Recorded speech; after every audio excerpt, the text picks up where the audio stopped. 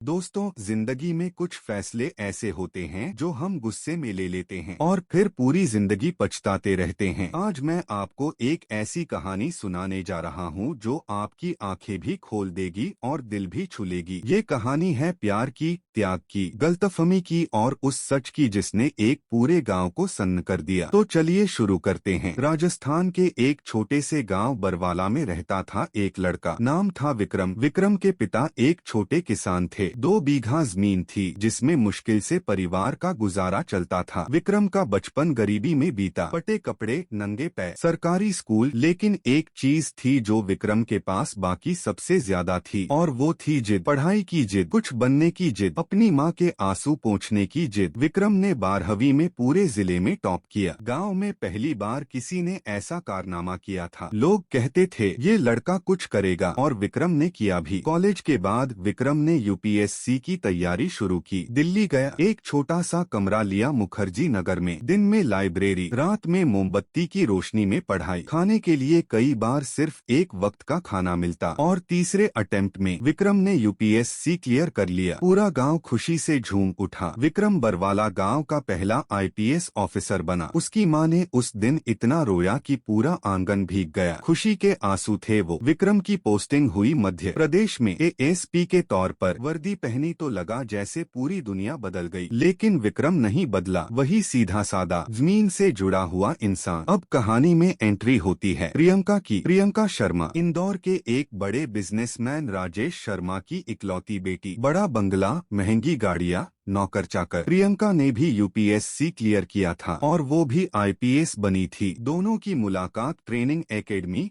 हैदराबाद में हुई। विक्रम को प्रियंका पहली नजर में पसंद आ गई, लेकिन वो जानता था कि उनकी दुनिया अलग है। प्रियंका अमीर घर की लड़की थी और विक्रम एक गरीब किसान का बेटा। लेकिन प्रियंका को विक्रम की सादगी, उसकी मेहनत, उसकी ईमानदारी ने अट्रैक्ट किया। ट्रेनिंग के दौरान दोनों के बीच प्यार हो गया। जब प्रियंका ने अपने पिता को बताया कि वो विक्रम से शादी करना चाहती है, तो राजेश शर्मा ने साफ मना कर दिया। मैं अपनी बेटी की शादी एक झोपड़ी वाले के बेटे से नहीं करूंगा। उसका कोई बैकग्राउंड नहीं है, कोई स्टेटस नहीं है। लेकिन प्रियंका जिद्दी थी। उसने कहा, पापा, विक्रम आईपीएस है, वो सेल्फ मेड है, मुझे पैसा नहीं, इंसान चाहिए। बहुत बहस के बाद राजेश शर्मा ने शर्त रखी, ठीक है, शादी कर लो, लेकिन अगर कभी इस लड़के ने तुम्हें दुखी किया तो मैं इसे बर्बाद कर दूंगा। शादी हो गई धूमधाम से। इंदौर के सबसे बड़े होटल में विक्रम के गांव से उसकी माँ आई, कुछ रिश्तेदार आए। प्रियंका के तरफ से 500 बाराती थे, विक्रम की तरफ से बस 20 से 25 लोग। लेकिन विक्रम को कोई फर्क नहीं पड़ा, उसे तो बस प्रियंका चाहिए थी। शादी के बाद दोनों की पोस्टिंग एक ही शहर में हो गई। जिंदगी अच्छी चल रही थी। दोनों आईपीएस, दोनों की अच्छी सैलरी, बड़ा सरकारी बंगला, बाहर से सब कुछ परफेक्ट था। लेकिन दोस्तों, असली कहानी अब शुरू होती है। शादी के 2 साल बाद विक्रम के व्यवहार में बदलाव आने लगा। वो अचानक अपने गांव जाने लगा, बार बार, कभी 2 दिन के लिए, कभी हफ्ते भर के लिए। प्रियंका पूछती, क्या बात है, क्यों जा रहे हो? तो विक्रम बस इतना कहता, कुछ काम है, तुम फिक्र मत करो। और ये कुछ काम बहुत ज्यादा बढ़ने लगा। फिर एक दिन प्रियंका को पता चला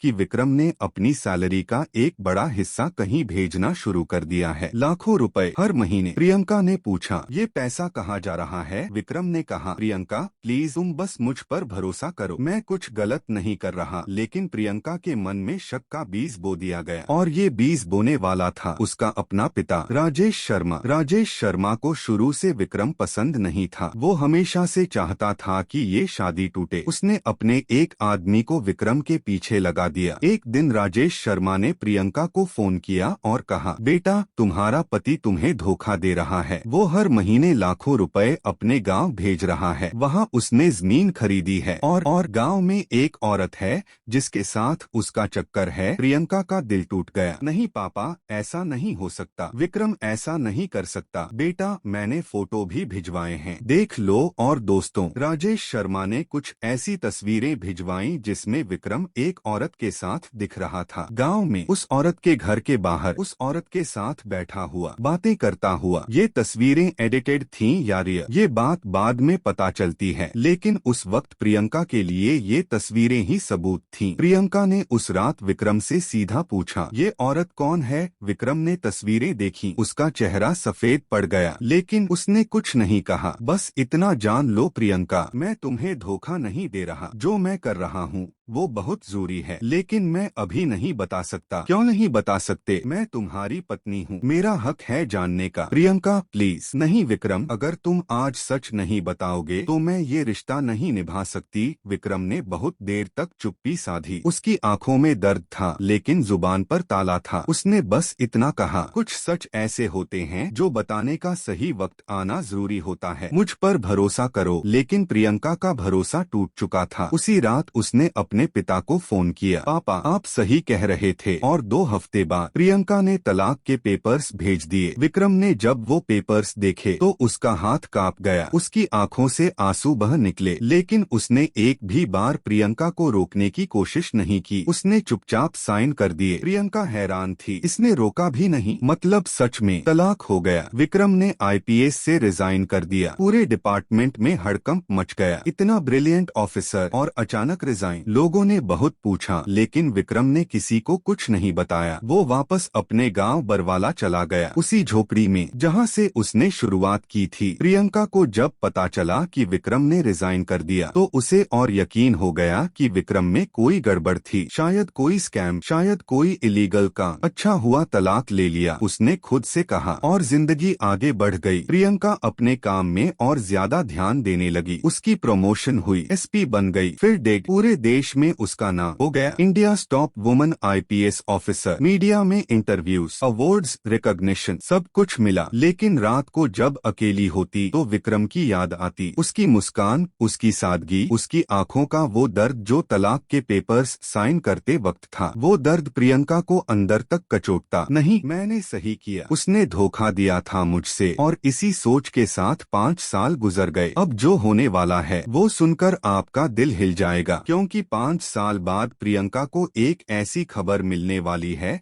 जो उसकी पूरी दुनिया बदल देगी। वो सच जो विक्रम ने छुपाया था वो इतना बड़ा था कि सुनकर पूरा गांव सन्न रह जाएगा। 5 साल बाद प्रियंका अब बिग बन चुकी थी। उम्र 35 साल, बाहर से एक सफल, पावरफुल, कॉन्फिडेंट आईपीएस ऑफिसर, लेकिन अंदर से अकेली। उसने दोबारा शादी नहीं की थी। कई रिश्ते आए, लेकिन कोई विक्रम जैसा नहीं था। शायद कोई हो भी नहीं सकता था। एक दिन प्रियंका अपने ऑफिस में बैठी थी, तभी उसकी जूनियर ऑफिसर इंस्पेक्टर नीलम ने एक फाइल लाकर रखी। मैम, ये फाइल देखिए, राजस्थान के बरवाला गांव से एक रिपोर्ट आई है। वहाँ एक आदमी ने अकेले दम पर गांव में इतना बड़ा काम कर दिया कि नेशनल अवार्ड के लिए उसका नाम रिकमेंड हुआ है। बरवाला, ये नाम सुनते ही प्रियंका का दिल धड़क गया। विक्रम का गांव, क्या काम किया है उसने? मैम, उस आदमी ने अपने गांव में एक फ्री स्कूल बनाया है, गरीब बच्चों के लिए एक हॉस्पिटल बनाया है जहां मुफ्त इलाज होता है। गांव की 200 से ज्यादा लड़कियों को पढ़ाई करवाई है। 50 से ज्यादा बच्चे कॉम्पिटिटिव एग्जाम्स क्रैक कर चुके हैं। 3 बच्चे आईएएस बने हैं, 2 आईपीएस। और सबसे बड़ी बात, उस आदमी ने ये सब अपनी जेब से किया है, अपनी पूरी सेविंग्स लगा दी। खुद एक झोपड़ी में रहता है। प्रियंका की सांसें रुक गईं। उस आदमी का नाम क्या है? नीलम ने फाइल खोली और पढ़ा, विक्रम कुमार। प्रियंका के हाथ से पेन गिर गया, उसकी आंखें फटी की फटी रह गईं। विक्रम? हाँ ma'am, Vikram Kumar, x-IPS officer. 5 साल पहले रिजाइन किया था, तब से गांव में ही रहते हैं। प्रियंका की आंखों के सामने पूरा पास्ट घूम गया। विक्रम का गांव, बार बार जाना, पैसे भेजना, वो तस्वीरें, तलाक, रिजाइन। नीलम, उस फाइल में और क्या लिखा है? डिटेल में बताओ। नीलम ने फाइल पढ़नी शुरू की। मैम, रिपोर्ट के अनुसार विक्रम कुमार ने आईपीएस रहते हुए ही गांव में स्कूल बनाना शुरू कर दिया था। गांव में पहले कोई स्कूल नहीं था, बच्चे 15 किलोमीटर दूर पढ़ने जाते थे। ज्यादातर बच्चे खासकर लड़कियां पढ़ाई छोड़ देती थीं। विक्रम ने अपनी सैलरी से जमीन खरीदी, गांव के लोगों की मदद से बिल्डिंग बनवाई। शुरू में खुद पढ़ाते थे, फिर टीचर्स हायर किए। मैम, रिपोर्ट्स में एक महिला का जिक्र है, सावित्री देवी, गांव की एक विधवा जिसके पति की मौत हो गई थी। 3 बच्चे थे, कोई सहारा नहीं था। विक्रम ने उसकी मदद की, उसके बच्चों की पढ़ाई का खर्च उठाया। सावित्री देवी आज उसी स्कूल में हेड टीचर है और उसका बड़ा बेटा आईएएस बन गया है। प्रियंका की आंखों से आंसू बहने लगे, वो आंसू जो 5 साल से रुके हुए थे। तो विक्रम ने कोई धोखा नहीं दिया, वो बस लोगों की मदद कर रहा था।